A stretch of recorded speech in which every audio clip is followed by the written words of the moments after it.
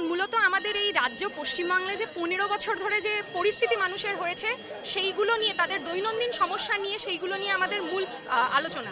আমি যেহেতু নিজে একজন ছাত্রী, ফলত আমি ইয়াং জেনারেশনদের যে সমস্যা সেটা মূলত আগে ফোকাস করব।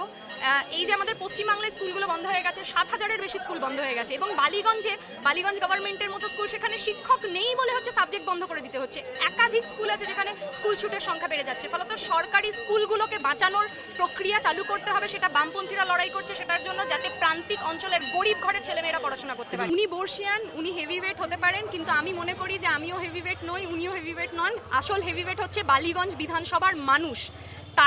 তারা হচ্ছে যে এই বাংলা বাঁচাও লড়াইয়ে সামিল হয়েছে, তারা চেষ্টা করছে এই বাংলাকে আবার পুনরুদ্ধার করার। ফলত সেই লড়াইটা বামপন্থীরা লড়তে নেমেছে, আমি সেই লড়াইয়েরই একজন কর্মী।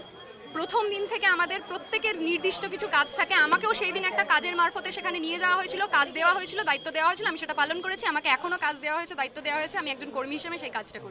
বামেরা আসলে সব স্তর থেকে, সব অঞ্চল থেকে, সব সেক্টর থেকে নতুন নতুন লোকজন, কর্মী সবাইকে তুলে আনছে। তার মধ্যে আমিও একজন কর্মী। সব জায়গায় আমাদের লোক আছে এবং তারা তাদের কাজ, কর্ম, দায়িত্ব সমস্ত কিছু একই সাথে পালন করছে, তাদের যা দায়িত্ব দেওয়া। এক্সাইটেড আমি নই, তার কারণ হচ্ছে এই লড়াইটাই বামপন্থীদের লড়াই, মানুষের জন্য লড়াই। মানুষ আজকাল বুঝে গেছে যে এই পশ্চিমবাংলার কি অবস্থা।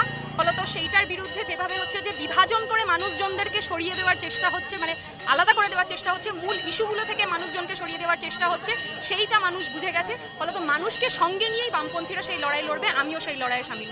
মানুষজন পাশে রয়েছেন, মানুষজন ভরসা করছেন এবং মানুষজন চাইছেন যে হচ্ছে বাংলার পুনরুত্থান ঘটুক, মানুষজন চাইছেন বদল, মানুষজন চাইছেন যে এই বাংলাকে বাঁচানো হোক। আমরা সেই লড়াইয়ে সামিল হয়েছে, আমিও সেই লড়াইয়ের একজন কর্মী।